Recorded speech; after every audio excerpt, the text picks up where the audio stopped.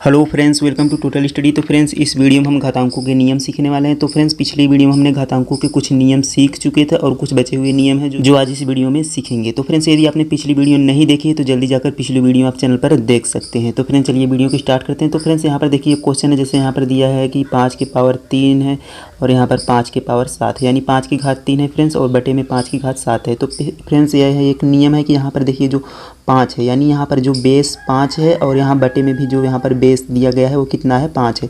तो फ्रेंड्स, जब भी बेस यानी जो दोनों का जो आधार हो वह एक जैसा हो और घात दोनों का अलग हो तो कैसे हल करेंगे। तो फ्रेंड्स, हमें कुछ नहीं करना है, यहाँ पर एक बार हमें बेस को यानी एक बार घात को लिख लेना है। तो यहाँ पर हमने 5 को एक बार लिख लिया, 5 को एक बार लिख लेते हैं फ्रेंड्स। और यहाँ पर देखिए ये जो ऊपर वाला घात है उसमें से नीचे वाले घात को घटा देंगे। हाँ फ्रेंड्स, ऊपर वाले घात में से नीचे वाले घात को घटाएंगे। जैसे यहाँ पर 3 है तो फ्रेंड्स इसमें से -7 कर देंगे।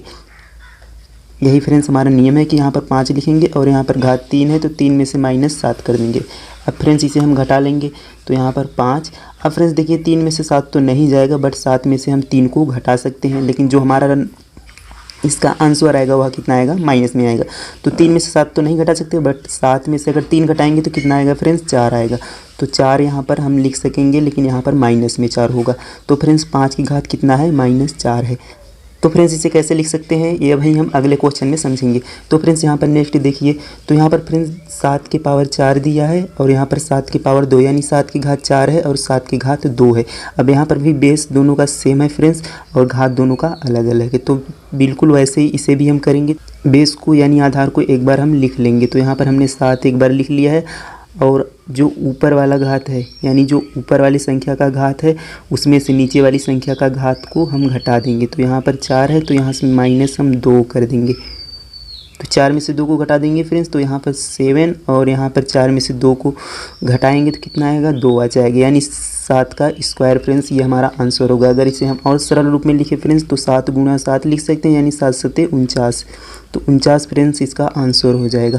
तो फ्रेंड्स आप इस प्रकार से जो भी क्वेश्चन हो आप बिल्कुल ऐसे ही कर सकते हैं। तो फ्रेंड्स चलिए नेक्स्ट क्वेश्चन देखते हैं। अब फ्रेंड्स यहाँ पर देखिए नेक्स्ट क्वेश्चन है कि 6 के पावर -2 है, 6 के पावर -2 है। और तो फ्रेंड्स कोई भी संख्या हो अगर उसके घात में माइनस है, यानी समझ लीजिए कि वह संख्या क्या है, बटे में लिखी जाएगी, यानी वह संख्या 1 के बटे में लिखी जाएगी। कोई भी संख्या हो फ्रेंड्स अगर घात उसके माइनस है तो वह समझ लीजिए कि 1 के बटे में लिखी जाएगी। जैसे यहाँ पर हम लिख सकते हैं 6 के पावर -2 को क्या लिख सकते हैं फ्रेंड्स, इसे हम लिख सकते हैं 1 के बटे 6 के घात फ्रेंड्स वही रहेगा, बस हमें माइनस को हटाने के लिए 1 के बटे कर देना है। तो यहाँ पर 1 के बटे 6 का स्क्वायर हम लिख सकते हैं।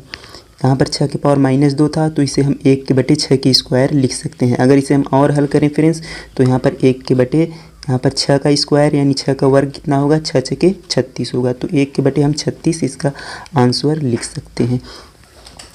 अब फ्रेंड्स बिल्कुल सेम यही क्वेश्चन यहाँ पर जो मैंने बताया था कि 5 की पावर -4 है तो इसे अगले क्वेश्चन में करेंगे। तो यहाँ पर फ्रेंड्स इसे भी बिल्कुल वैसे ही लिख सकेंगे। यदि 1 के पावर हम लिखें तो यहाँ पर जो घात माइनस है वह घात कितना हो जाएगा, प्लस में हो जाएगा, यानी 1 के बटे 5 के पावर 4 इसे हम लिख सकते हैं।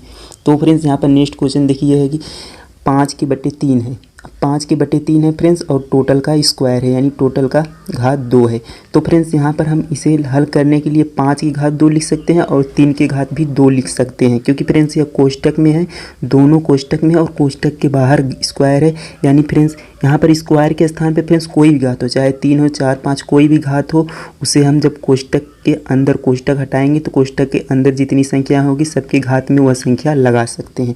जैसे यहाँ पर देखिए 5, तो 5 की घात में हम 2 लगा सकते हैं और बटे 3 है तो 3 के घात में भी हम 2 लगा सकते हैं। अगर और हल करना चाहें फ्रेंड्स तो 5 का स्क्वायर यानी 5 का वर्ग कितना हो जाएगा, 25, और यहाँ पर 3 का वर्ग कितना हो जाएगा, 9 हो जाएगा, जो कि फ्रेंड्स हमारे यही आंसर हो जाएगा।